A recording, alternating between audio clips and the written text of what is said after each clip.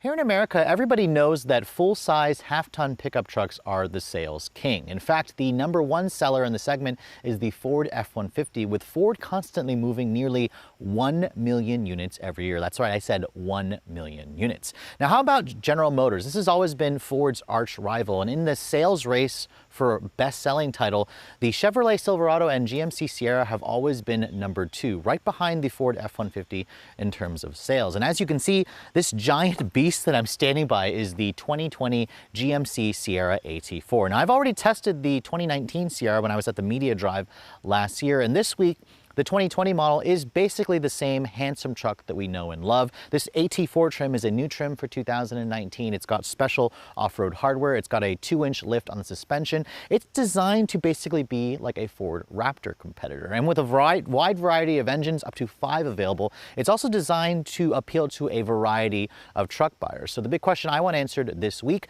does the 2020 GMC Sierra have what it takes to steal away the sales crown from Ford? That's what we're here to find out.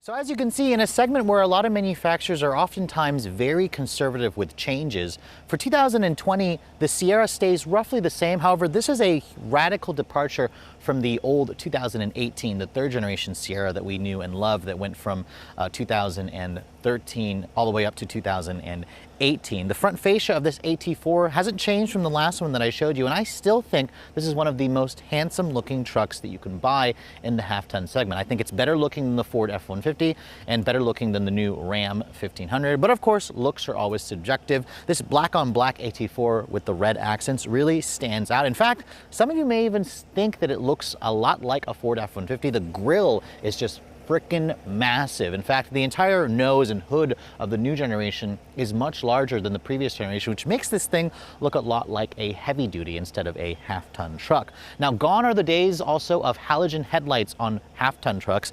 All Sierra models will come standard with full LED headlights with these LED turn signals. The upgraded trims, like my tester, will have LED fog lights along with some silver accents. It is a really nice looking truck, and the headlights are insanely bright at night. And I love the fact that GMC has made them as standard equipment across the board, even on the base trim levels.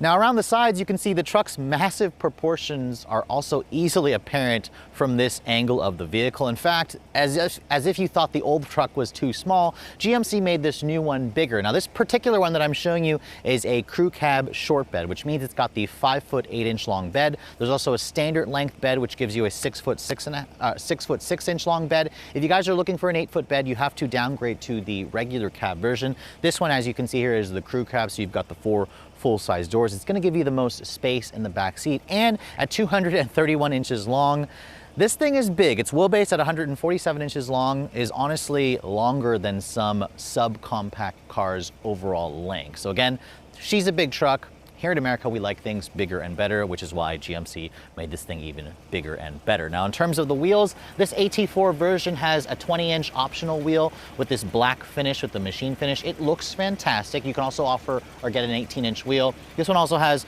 Bridgestone Dweller all-terrain tires, and then my tester has an optional $3,000 high-performance brake package. You can see it includes looks like a GMC branded upgraded brake caliper with a 6-piston, much larger rotors, which are ventilated at all 4 sides. So again, this is going to give you the even better stopping power, which is important, especially considering this truck weighs a little over 5,200 pounds. Now, this is the AT4 trim level, so it includes special off-road shocks, especially tuned suspension, additional skid plates, and up to 11 inches of ground clearance, which is very similar to a Ford Raptor. So even though some of you may be skeptical that this is a Ford Raptor competitor, just know that it does have the off-road ground clearance to nearly match that what Ford offers on the Raptor. Now, around back, every GMC Sierra will come standard with full LED taillights, including this LED turn signal. Surprisingly, no LED rear tag lights, but you can easily change those incandescent bulbs out for an LED unit. And honestly, it also looks very handsome back here. I especially like how GMC is spelling out GMC over here. You got the Sierra badge, the AT4 badge. You've got these nicely integrated parking sensors. And then for short people like myself, there is this nice little area where you can step into the bumper to get into the bed. Now, obviously, the AT4 trim has these nicely integrated exhaust tips as well.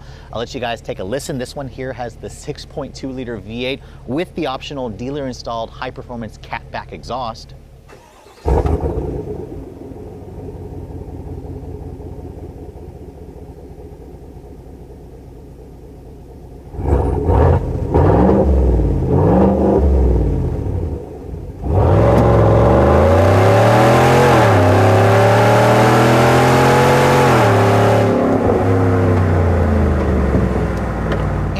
unlike the Ford F-150 with its EcoBoost engine, this has a mean, deep, traditional V8 bellows. So this is really where a lot of traditional buyers are going to go with the big boy 6.2 liter engine. Now, of course, one of the differentiation factors between this and the Silverado is this multi-pro tailgate, which opens up in 6 different ways. In fact, this tailgate has been very successful for GMC. It is a game changer in the industry, and it's a lot cooler looking versus what Ram has put out with the tailgate that opens up.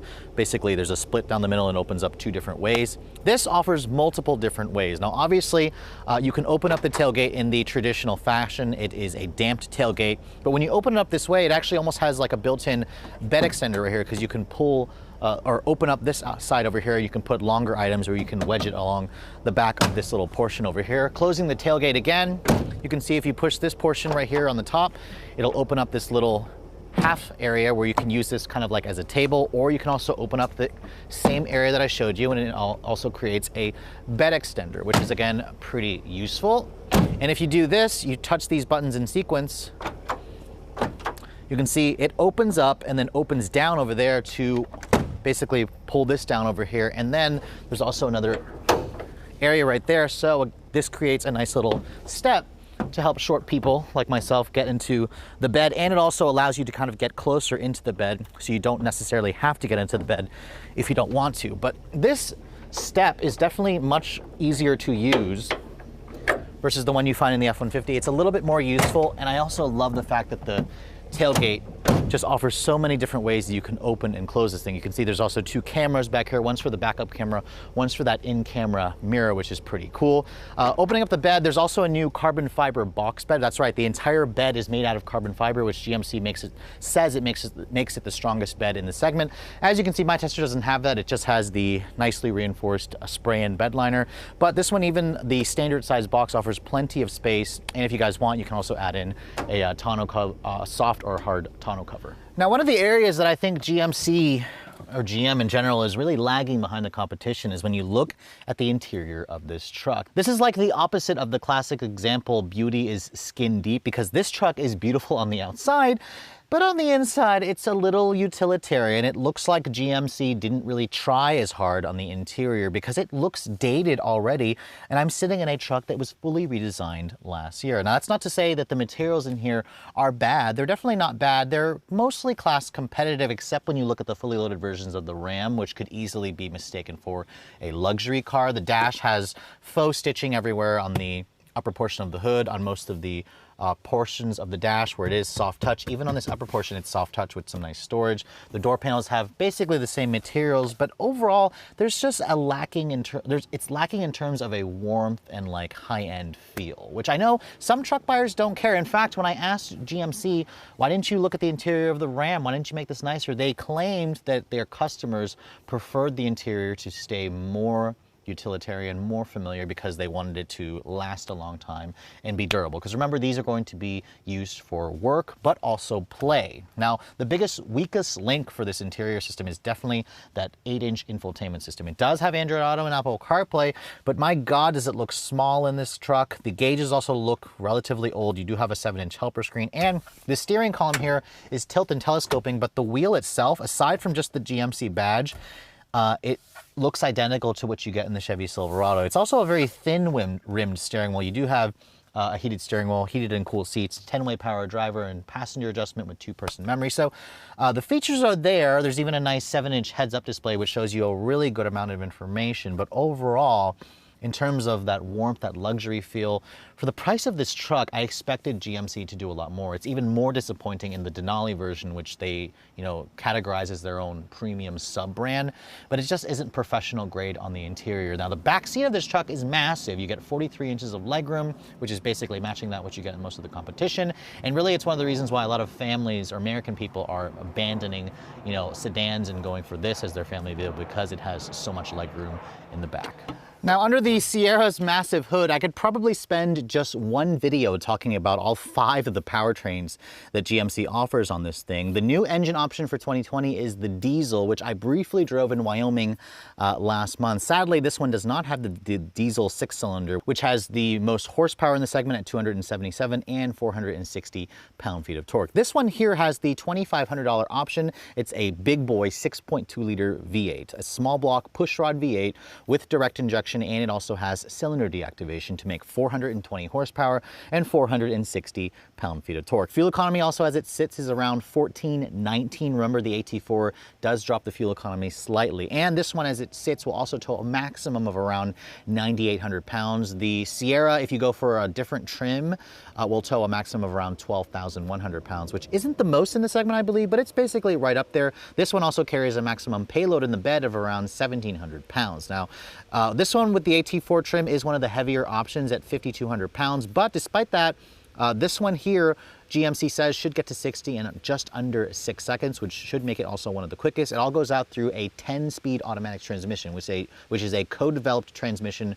GM and Ford co-developed the transmission. You'll find a similar one in a Ford F-150, but you guys are probably curious, with the big boy V8, with the high-performance exhaust system, with the high-performance air intake. Let's see how this thing performs. Now, driving the 2020 GMC Sierra, especially with that performance catback exhaust, which is dealer installed for 1,900 bucks. Ooh, she's got quite a growl, quite a burble that is very much what I imagine a lot of traditional truck buyers are looking for. The Ford F-150, if you don't get the 5-liter V8, just doesn't have this sound to it, which is just amazing. I love the noise. It's not too, annoyingly in your face, but it's just there, the right amount where I'm just like, oh yeah, this has the big boy 6.2. Now, the current generation Sierra still feels big. Even after driving the rest of the competition, I drive this thing and I feel like I'm sitting higher than some of the competition, except for maybe the Raptor, which has very similar ground clearance. You can see the interior lighting in this vehicle is very, very plain. There is no LED lighting. There's no interchangeable lighting whatsoever. You do have basically 2 LCD screens. This here, though, the rear view camera mirror is nice, and GMC has improved the rear view camera mirror's resolution and graphics and the view. It's now a very wide angle, so I can see basically exactly what's behind me, and I quickly got used to it. I really like that rear view camera mirror feature.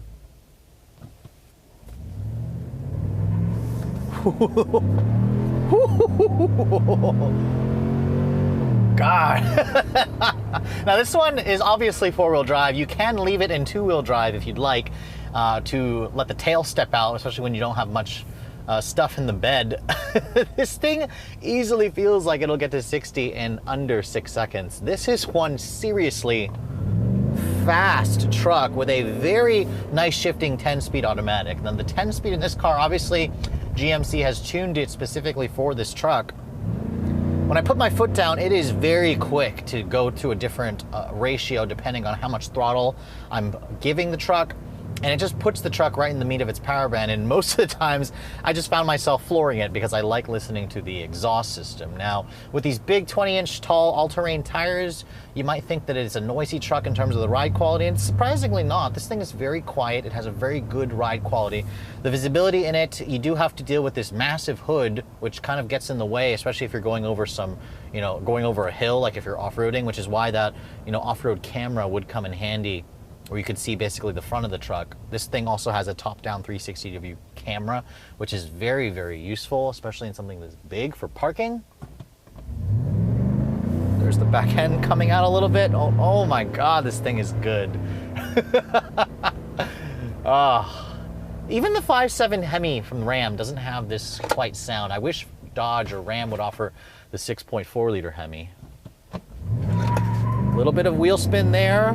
God. Oh yeah, there's no replacement for displacement. That's basically what this engine screams. You gotta have a V8. Now, granted, if I put this thing in a drag race with an F-150 with the 3.5 EcoBoost, I think the Ford might be slightly quicker. Not by much, but some of you have really expressed your hatred for the sound for that engine, so GM has the sound right. They've got the big boy engines. Plenty of torque, plenty of power. The steering is typical truck. It is very slow and lethargic, but it is very much what I expect. It doesn't feel unsecure. This truck actually handles pretty well considering how big it is. Love the visibility that you get. You basically feel like you're king of the road. The seats, they feel a little bit flat. The leather also doesn't feel all that high quality. The cooled seat function does work relatively well. I like the memory seats. The steering wheel, I just think that the rim is too thin, although maybe that's what you want in a truck. It's just too dark, this interior. It's very dark, it's very dreary, drab, but surprisingly, you could hustle around the corners. Now, one of the changes that GMC has added again on the interior is the addition of adaptive cruise control on this truck. It does include full speed range adaptive cruise control, so it works relatively well. It also has lane keep assist, automatic emergency braking, blind spot monitoring. So basically, GMC heard the complaints how they didn't offer adaptive cruise control last year, and they rectified it for 2020. So bravo to GMC for listening to complaints there. The column shifter here, it's very much traditional, whereas like Ford has a traditional shifter here. Ram does the little dial. Some of you may prefer this. You actually have a manual mode here. If you put this thing into L, you can manually choose whichever ratios you want. So, I mean, there's very little for me to complain about, but there's also not much in terms of wow factor in this truck. The exhaust is nice, it's smooth, it's quiet, it drives nice, it gives you a nice view of the road, it can go off-road. But whereas the Ram, you have that beautiful interior, which is leather stitched on the dash. You have that marvelous 12-inch screen. The Ford, you've got the massaging seats, which is very rare in this segment. So this to me is very safe, but I imagine GMC played it safe to not alienate their core customers and to try to appeal them to the mass market. But don't be surprised to see the company do an emergency refresh on the interior, because it could use one. So the 2020 GMC Sierra, in my opinion, is easily one of the best looking new half-ton trucks you can buy, especially in this AT4 trim where they delete all of the glitzy chrome that you get on the Denali and replace it with black accents. I love the fact that this has a 2-inch factory lift. I've taken this thing out off-roading where I was on the GMC program. It rides and handles nicely. It has a nice sounding burly V8.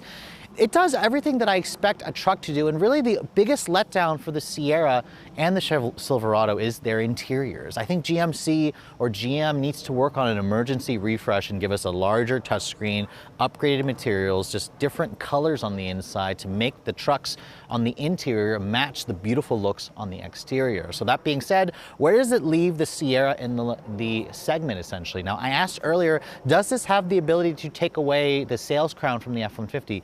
Probably not. I mean, GMC constantly moves around 250,000 of these every year. Add in, they also do about 600,000 Sierras, so you're getting at around 800,000 units total of their trucks. Now, that is actually only 100,000 units behind the Ford F-150, and although the Ford F-150 is due for a redesign in the next couple of years, the current generation is still a very strong offering.